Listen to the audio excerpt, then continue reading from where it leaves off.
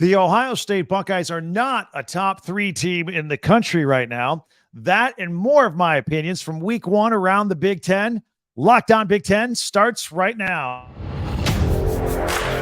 You are Locked On Big Ten, your daily podcast on the Big Ten Conference. Part of the Locked On Podcast Network.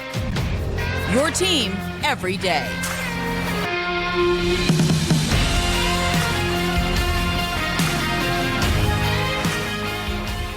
Welcome to Locked On Big Ten. I'm Craig Sheeman. Thank you for making us your first listen each and every day. We're so glad you're here. We're free and available wherever you get your podcasts and on YouTube. Of course, we're part of the Locked On Podcast Network, your team every day. And this episode is brought to you by FanDuel Sportsbook, the official sportsbook of Locked On. Make every moment more. Right now, new customers can bet $5 and get $200 in bonus bets guaranteed.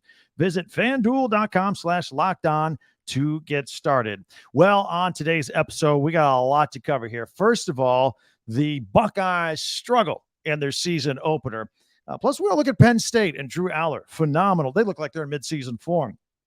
No team, no game left uncovered on this episode. Plus, we'll have our Big Ten top 10 coming up as well. Things that jumped out at me. Be sure to subscribe and follow Locked On Big Ten for free wherever you get your podcasts. That way, you'll get the latest episode of this podcast as soon as it becomes available each and every day. All right. Week 1 has come and gone. What a weekend we have. Let's start with the Ohio State Buckeyes, shall we? Almost every poll in the country has them ranked in the top 3. But I watched their entire game against the Indiana Hoosiers in Bloomington on Saturday, and they are not a top 3 team in the country right now. Will they be later? Maybe. Will they fall this week? Maybe.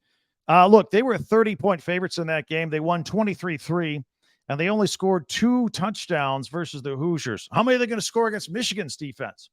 How many are they going to score against Penn State's defense? I think it's an issue right now. Now, it's week 1. We'll get to it here, but I spent all summer long telling you about the greatest wide receiver duo in college football belonged to Ohio State, and I believe it still does. But Marvin Harrison Jr. had 2 catches for 18 yards against Indiana. Emeka Egbuka had 3 catches for 16 yards. That's it. They were basically shut down. And, of course, the quarterback has been the story at Ohio State all summer long in this quarterback battle between Kevin McCord and Devin Brown. They both played. They were both sluggish and underwhelming in this football game. We waited the entire camp for Ryan Day to announce his starting quarterback. We were led to believe that it was not a matter of both quarterbacks failing to distinguish themselves for that starting job. We were told that the Buckeyes were actually blessed that they had 2 super high-quality starters on the roster, and naming a starter would be a tough task, and it went down to the wire. McCord and Brown both looked a step slow. Now, McCord played a lot more. Neither found the end zone. 0 touchdown passes in this game. In fact, McCord threw across his body over the middle, a no-no for any quarterback, got picked off, didn't look good. Brown completed 1 pass for -2 yards. That's it. But it wasn't a total loss. I mean, remember, they did win the game. That's what they're supposed to do. As far as McCord, he ended up completing 20 of 33 passes for 239 yards. His best pass, I'm going to give him some credit here. His best pass of the day didn't count. It was a throw to Marvin Harrison in the end zone, but Harrison had stepped out of bounds on his route, came back in. They negated it. It was a pretty pass. So there's definitely some talent there. But, we were led to believe all summer that Ryan Day was forced to choose between like Joe Burrow / versus CJ Stroud type situation, that kind of a competition for the job. And that clearly was not the case. But I mean, he's got a great track record with quarterbacks. Ryan Day does. I mean, C.J. Stroud, Dwayne Haskins, Justin Fields, all the past. Remember, Joe Burrow was not good enough to crack this lineup. He had to transfer to LSU. So we do have to give Ryan Day the benefit of the doubt. Just because they got out to a slow start doesn't mean it's the end of the world. So don't fret, Buckeye fan. I'll give him the benefit of the doubt. He still wins games, Ryan Day does. You won that game. And Ohio State's got a team where they could kind of look sluggish and motor along for a while and still win games. And it all comes to a crescendo at the end of the season. But He's had some stellar quarterback play in the past. Maybe he just kept things kind of simple, the play calling simple for this first game.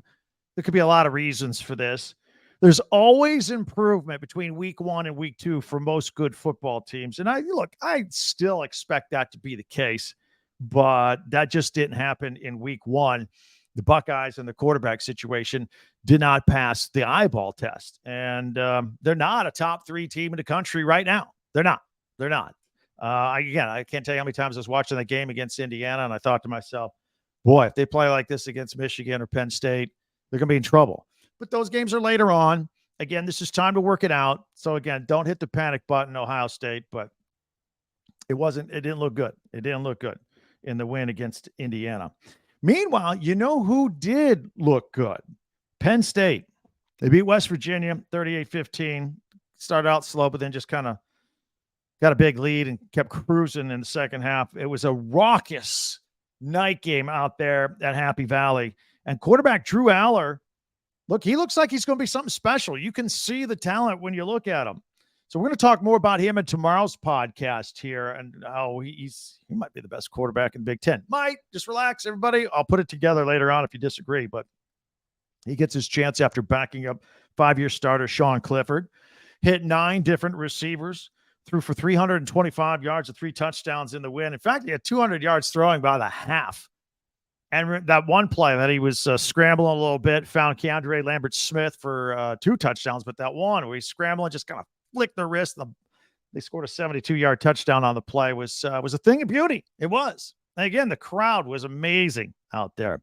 And their running game was effective as well. Nicholas Singleton and Katron Allen do what they do. They combined for 121 yards and a touchdown. And Penn State's defense looked pretty good, too.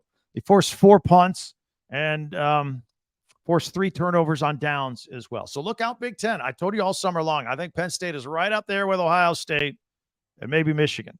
So speaking of Michigan, look, they had a pretty routine day against East Carolina, and that was without their suspended head coach, Jim Harbaugh.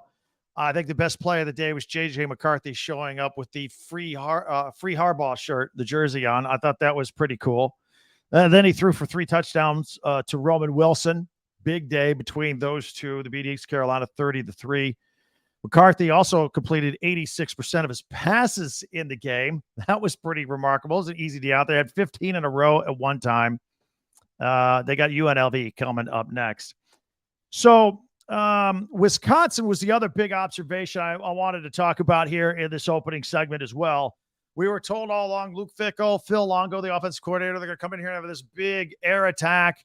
Going to be throwing the ball, chucking it all over the place. I did tell you last week that Phil Longo at North Carolina ran the ball 45% of the time, right? Much more balanced attack. I did tell you that on either last Thursday or Friday. Well, get ready for some math. Not my strong suit, but Ches Malusi from Naples, Florida, rushed for 157 yards and 2 touchdowns.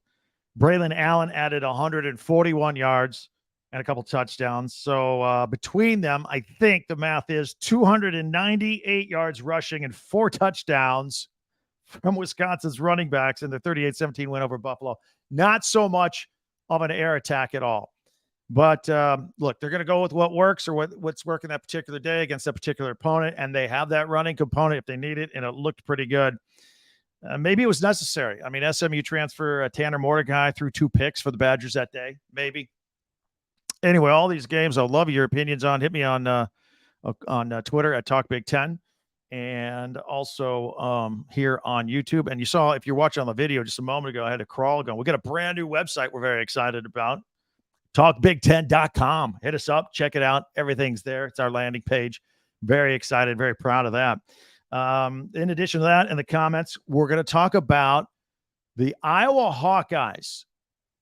Did the offense do enough to quiet the critics? They won the game. They won the game. We'll discuss that. And who was the most disappointing team in the Big Ten in the opening weekend? All that's coming up right here on Lockdown Big Ten. Want to tell you about Athletic Brewing Company. In fact, they have completely changed the non-alcoholic beer game. Their award-winning brews beat out full-strength beers in global taste competitions around the world. In fact, here's some right here. They sent some to my house. There you go. That's what it looks like. Got a little citrus flavor here going. Very excited. I can drink it now. It's non-alcoholic, right? Athletic Brewing Company brews over 50 styles of craft non-alcoholic beer. They do IPAs, they do Goldens, they do sours, anything you think of, they do it. They experiment with new flavors all the time, and they're a fit for all times. Like hosting a podcast, you could do that, no problem. Watching the game, watching your kids' game. Again, it's non-alcoholic, right? Working out, really. I mean, you could anytime, and no hangovers either. You can find Athletic Brewing Company's non-alcoholic brews at a store near you, or you could buy it online, as a matter of fact, at athleticbrewing.com. That's athleticbrewing.com. Athletic Brewing Company, fit for all times. All right, so I want to keep going here and talking about week one of the Big Ten. Who had the most disappointing weekend in the Big Ten? I'll take nominations right now. Maybe it was Purdue. Maybe it was Nebraska. Maybe it was Illinois. Let's get into this. Of course, the Matt Rule era seemed like the Scott Frost era, if you want to go back in time. And that's the reason Scott Frost got fired, is because kept losing all these games, and they keep losing these games by one scores. And since 2021, I could go further back. I'm just going back to 2021. Nebraska's 2-14 in one-score games. And they were in position to win on the road at Minnesota last week until the late turnover opened the door for Minnesota to tie the game and then end up hitting a game-winning field goal. Gophers win 13-10. Take the under on that one. Not a lot of scoring in that game. So that's a candidate. Illinois, they needed everything but the kitchen sink to beat MAC favorite Toledo on Saturday. They were down 19-7 at one point at home. It was in the third quarter. It was 19-7. The Fighting Illini needed that last-second field goal to win. At least they got the win. But I don't know how Brett Bielema was feeling about that game. But I honestly think, I have to think the biggest disappointment has to go to Purdue. I predicted that this game would go down to the wire against Fresno State, and it did. It absolutely did. There's probably no shame for the Boilers in losing this game. Fresno's a good program. They've won 10 games, 2 seasons in a row. This is a good program. They came in here wanting to win and wanting to knock off a Big Ten team, and they did it. So not a lot of shame, but I think it was pretty disappointing for a lot of reasons out there. I think there were some excitement and high expectations for Purdue. They were in the Big Ten championship game last year out of the West. And, you know, they got their 100-year-old facility. Ross-Ade Stadium had a facelift. Everybody was excited to be there. And it was Ryan Walters' first game as head coach. And, of course, Texas transfer Hudson Card had a nice day with 254 yards and a couple of touchdowns. And he was in there battling. It was a pretty good football game. It really was. So, by the way, on a bright spot, you can definitely see the arm talent with Hudson Card. I think he's going to have a good year for Purdue. So you've got yourself a good quarterback, Boilermakers. So that's the upside to all that. So I'm going to say it was Purdue with the most disappointing weekend for all the teams in the Big Ten. Other observations I had, and again, we got all week to get into this, but then before you know it, we're going to be spinning into week 2 here on Lockdown Big Ten. But Michigan State got off to that super slow start against Central Michigan on Friday night. Before winning 31-7. I will tell you, remember, we were told by Mel Tucker that we will know who his starting quarterback is when whoever takes the field for the first snap. Well, it turned out to be Noah Kim. I'd like to pat myself on the back. I told you it was going to be Noah Kim. So between Noah Kim at Michigan State and Kyle McCord at Ohio State, I'm 2-0 on predicting who the starting quarterback would be this season to start the season. So they end up winning the football game there. Now, here's an interesting scenario. We're going to be talking about this a lot this season. Iowa. They got the win. It was a fun day overall. Now, you know the deal with offensive coordinator. In fact, I hear from you Iowa fans all the time. Brian Ferentz, offensive coordinator, this team needs to average 25 points a game in order for him to not be fired because they were so disappointed in the offense the past couple of years. Their defense has been the only reason they're winning. And so they need to hit 25 points. Well, they won 24-14. So I'm just curious if this happens a lot. Look, they won by 10 against Utah State. And they scored 24, not 25. I know there were a lot of fans unhappy about it still, and I don't want to be a stickler because a win is a win. Now, going into the game, Kirk Ferentz, he left some doubt as early as Tuesday of last week of whether Michigan transfer Cade McNamara was actually going to play quarterback. And as you know, I've built my whole argument all summer long on any time I've posted a podcast about Iowa and high expectations for them. The deal was Cade McNamara was going to improve their offense. He wasn't going to be all world, not going to go win the Heisman, but he's going to make it better.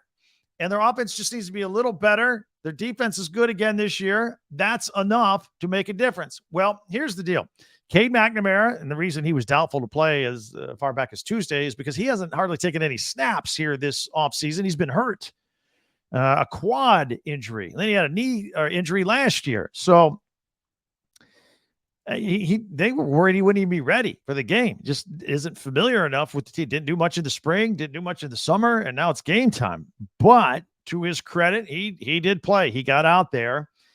And so I don't know if the statement by Kirk Ferentz was out of abundance of caution or if it was just gamesmanship, not letting anybody know if he was going to play or not. But he went out there and he played. And in fact, his first pass was a 36-yard touchdown. His first pass as Iowa Hawkeye to Seth Anderson. And later he found his co-Michigan transfer tight end Eric All for a touchdown. So great. But it was very clear to me as I was watching this game that he was kind of playing at 3/4 speed. He was protecting himself as he should have. He, didn't want to get this injury aggravated. And he just wasn't himself. He wasn't as mobile as he could have been. At one point, he threw 6 straight incompletions.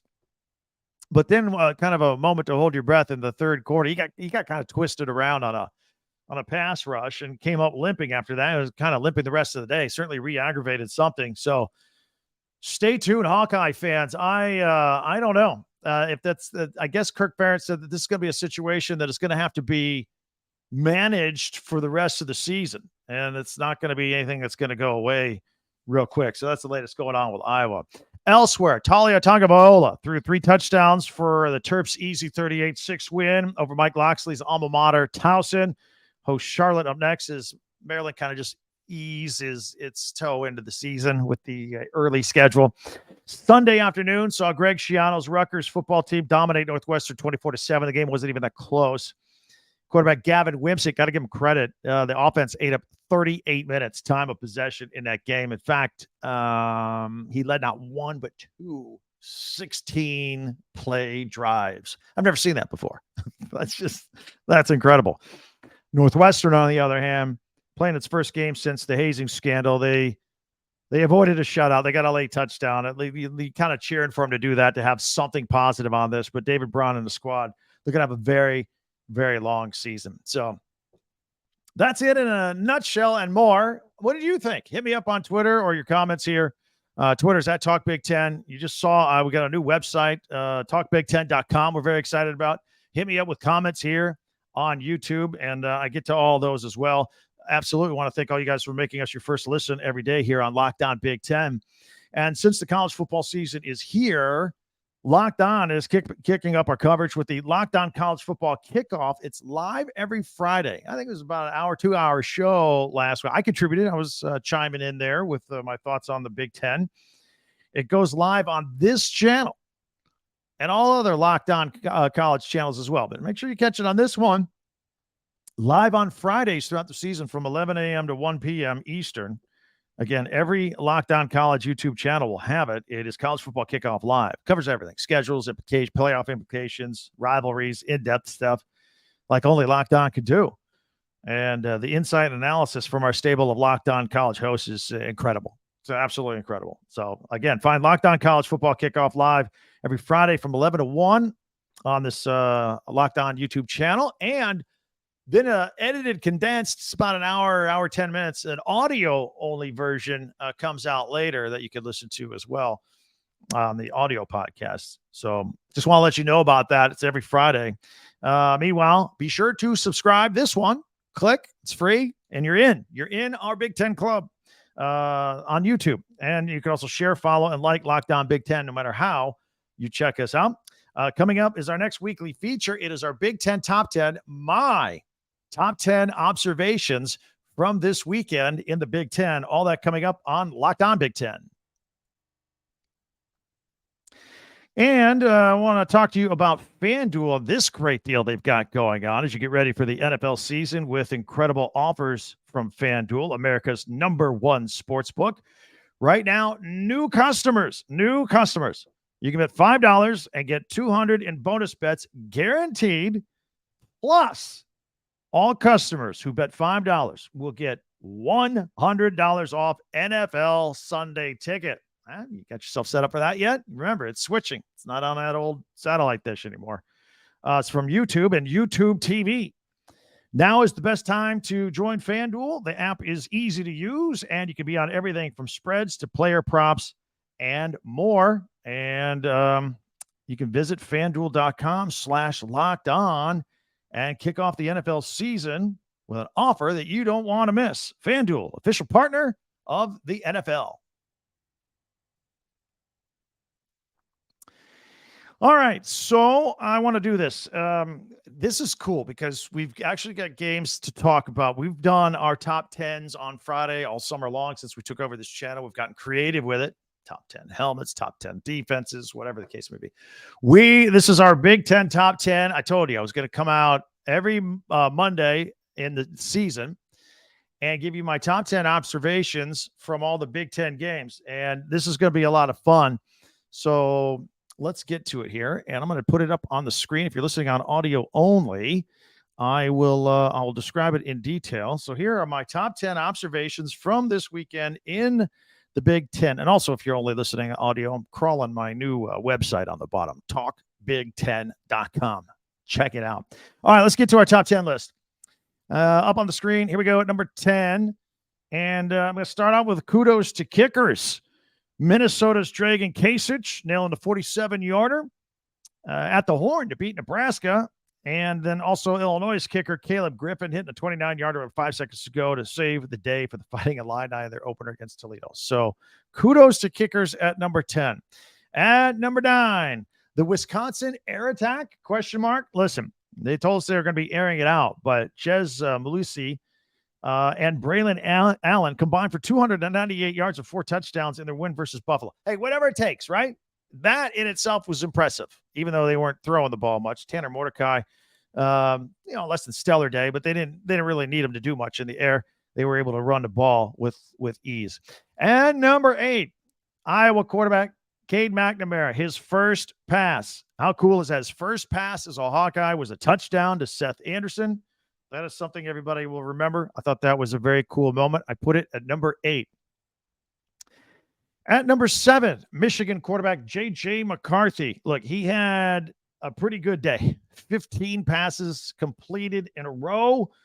He completed 86% of his passes on the day against East Carolina. But the best thing he did was wear that free Harbaugh jersey in the pregame. I loved it. I thought that was cool.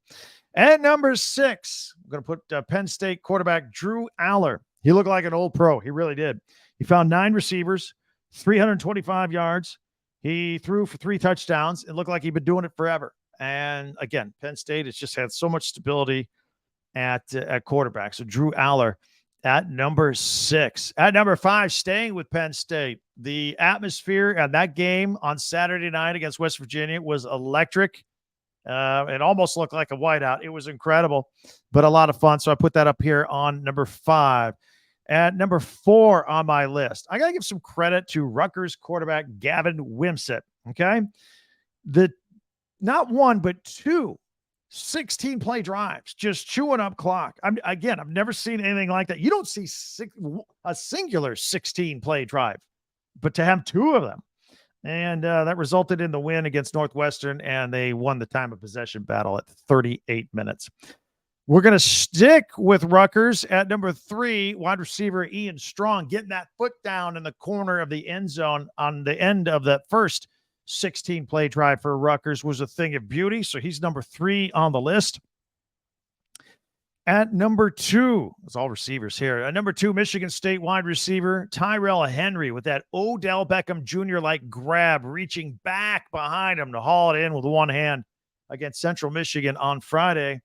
And at number 1, my number 1 observation, part of our top 10 observations by me this weekend, is Minnesota wide receiver Daniel Jackson with the toe drag against Nebraska to tie the game late. Again, he was flying at full speed toward the side of the end zone. His right leg was out of bounds. He was in the air. His right leg was going to land out of bounds, but somehow he's able to lift the toe and the ankle and the calf without pulling any muscles and just keep it elevated just an inch above the ground until that left foot was able to tap the toe on the turf, and it counted as a touchdown. It was a thing of beauty. I have mentioned many times here, I wonder if that might be the best highlight of the year, and it's just week 1. Or are we just going to keep topping that each and every week? It is absolutely remarkable. So anyway, wanted to let that, if you have any thoughts on my 10, did I get them out of order? Did I forget anything? Hit me up at Talk Big 10. Also comments here on YouTube. And as you see on the scroll on the bottom, don't forget our brand new website, talkbig10.com. By the way, that's the number 10, Talk Big 10, number 10, talkbig10.com. Check it out. All right. Pretty good list there, I think. Anyway, want to thank everybody for making Locked On Big 10 your first listen every day. And you everydayers out there, our next show, going to dive into why Penn State's Drew Allar might be the best quarterback in the Big 10. A little controversy there, maybe, for some Michigan fans. I don't know. Nevertheless, that we're going to hit that up, and I can't wait to get into that discussion. Again, interact with me at Talk Big 10 here on YouTube. Subscribe, and follow and share this episode, please. I'm asking you. You'll be doing me a great favor as this particular channel, Locked On Big 10, continues to grow and grow. You'll get the latest episode of Locked On Big 10 as soon as it becomes available every day if you are a subscriber. I want you to check out the Locked On Sports Today podcast for the latest on everything else going on in sports as well. Have yourself a great day, and I can't wait to talk again. My name is Craig Sheeman, and this is Locked On Big 10.